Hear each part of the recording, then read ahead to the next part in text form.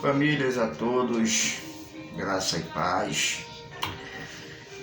Nós temos hoje percebido na maioria das nossas igrejas que a pregação do Evangelho de forma mais cristocêntrica e de forma mais soterológica, ela tem diminuído na maioria das nossas igrejas. E isso tem sido muito comum, lamentavelmente, hoje, em boa parte dos altares das nossas igrejas a nível de Brasil. O cristocentrismo e a soteriologia, isso é, falar sobre Jesus, pregar Jesus como centro e a salvação, e principalmente a salvação eterna, hoje tem sido menos enfatizado nos altares. Os temas que são utilizados hoje nos nossos altares e nas nossas igrejas hoje são vários, mas o cristocentrismo e a soteriologia, isso é, Cristo como centro, e a salvação, e principalmente a salvação eterna, não tem sido mais ministrações frequentes na maioria das nossas igrejas a nível de Brasil. Sou o pastor Rogério, junto com a minha esposa, a missionária Janes, que não está presente mais uma vez em virtude de que ela está se recuperando ainda, está com a garganta um pouco inflamada, ainda está com um pouco de gripe e ela hoje não está ainda saudavelmente pronta, né, para estar conosco aqui. Ela preferiu primeiro se recuperar para depois voltar às atividades do YouTube comigo, né, que é uma coisa mais frequente, né? Ela sempre me ajuda nos vídeos, dá a opinião dela, o ponto de vista dela, expõe as escrituras, mas lamentavelmente esses dias ela não pôde estar presente em virtude disso. Então eu peço orações aos amados irmãos aí pela minha esposa, a missionária Jane Monteiro, minha parceira, minha amiga, minha eterna namorada, e eu creio que Deus pode agir na saúde dela por meio das orações dos santos, em nome de Jesus. Amém? Fazemos parte da Igreja Evangélica Boas Novas, cujo nosso pastor é o pastor Mateus.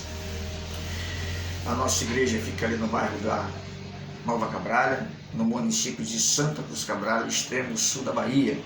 Quando você vier visitar a Bahia, ou aqui extremo sul, e principalmente aqui em Santa Cruz Cabral, faça-nos a visita ali no Ministério Igreja Boas Novas, do pastor Mateus, que fica ali no bairro de Nova Cabralha, onde procuramos ali ministrar a palavra da maneira mais bíblica possível. Não somos uma igreja perfeita, não somos maiores do que ninguém, não somos maiores do que igreja nenhuma, porém procuramos fazer a diferença diante das nossas possibilidades, pregando o Evangelho da maneira mais pura possível e procurando viver aquilo que pregamos da maneira mais adequada possível, em nome do Senhor Jesus.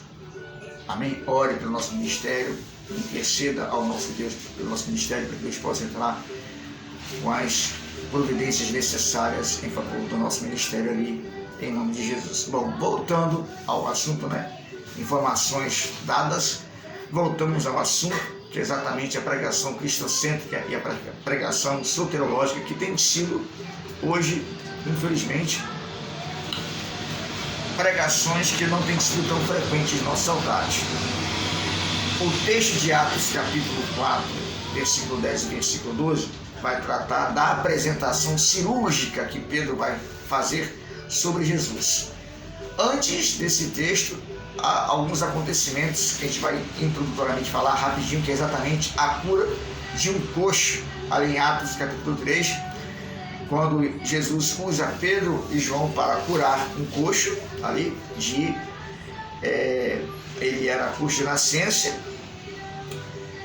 Pedro aborda esse homem em frente ao templo, né, conversa com esse homem, evangeliza esse homem, fala de Jesus para esse homem, declara sobre esse homem a cura.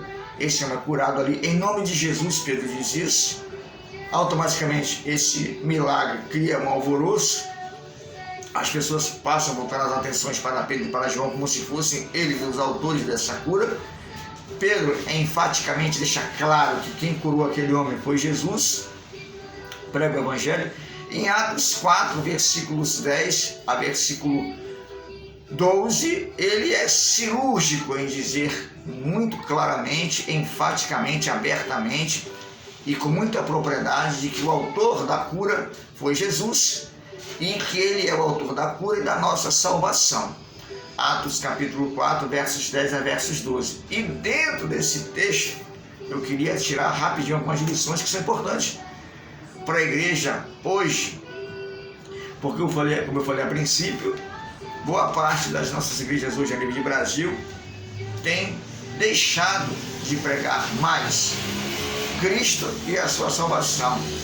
As pregações hoje são menos cristocêntricas, são menos soterológicas na maioria das nossas igrejas e dão muita ênfase a outros temas com muita propriedade, com muita constância.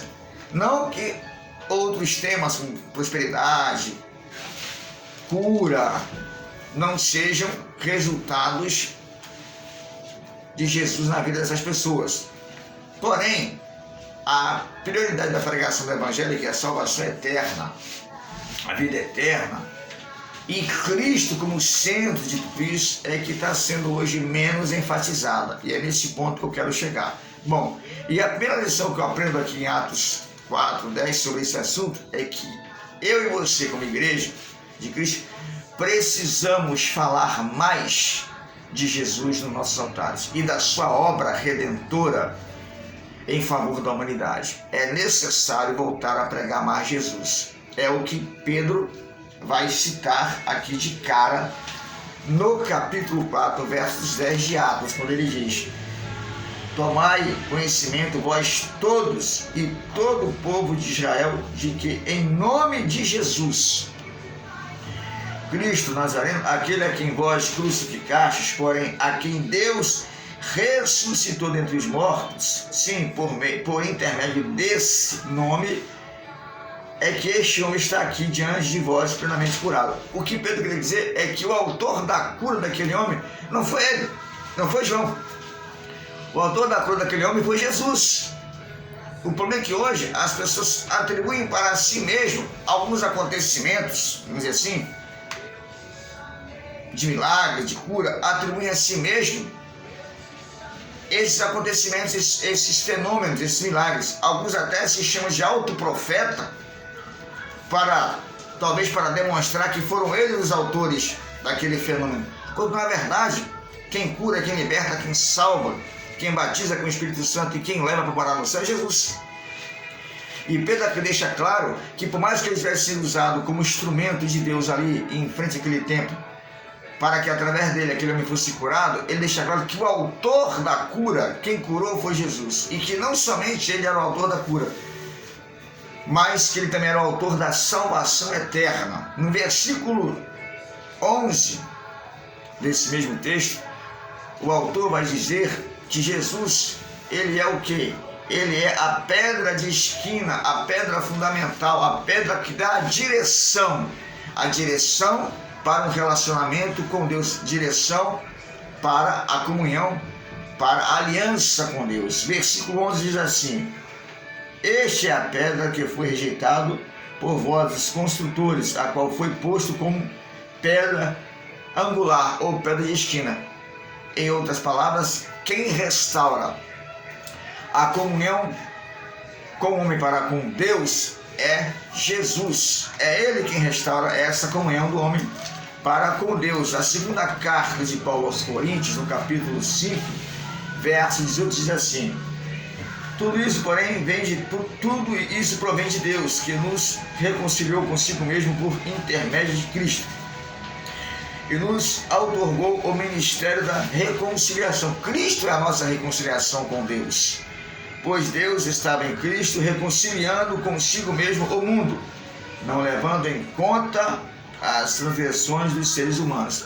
Por mais pecadores que somos, é em Cristo que a nossa aliança com Deus é restaurada. É em Cristo que a nossa comunhão e a reconciliação com Deus é restaurada. E em terceiro lugar, para a gente concluir, a prioridade da pregação do Evangelho não é outra coisa senão a vida eterna em Cristo. A gente sabe que a salvação ela tem vários significados. Porém, a prioridade da salvação ou da pregação soterológica, segundo as Escrituras, é a vida eterna em Cristo. O versículo 12 diz assim: portanto, não há salvação em nenhum outro, pois em todo o universo não há nenhum outro nome dado aos seres humanos pelo qual devemos ser salvos. Essa salvação aqui, ela implica em salvação de enfermidade, em salvação da vida financeira, que isso não é errado. Porém, a maior prioridade da palavra salvação na Bíblia é exatamente a salvação eterna em Cristo Jesus. Em João 3,16 diz: porque Deus amou o mundo de tal maneira que deu o seu Filho unigênito para todo aquele que nele crê não pereça, mas tenha a vida eterna. Essa vida eterna implica em morar na glória com Jesus para todo sempre. Então, para a gente resumir e encerrar, precisamos com a máxima urgência falar para a sociedade sem Jesus, falar de Jesus e da sua salvação para todos, sem exceção. Pregar o Evangelho com sabedoria, com inteligência, com humildade, pregando com paciência, tratando as pessoas com educação, gentileza, como Cristo trata a mim e a você com amor. Temos que tratar as pessoas para que elas vejam em nossas vidas o brilho do Espírito Santo e corra para os braços de Jesus, porque o maior responsável pela pregação do Evangelho e a vida, a prática do Evangelho, somos nós como Igreja de Cristo.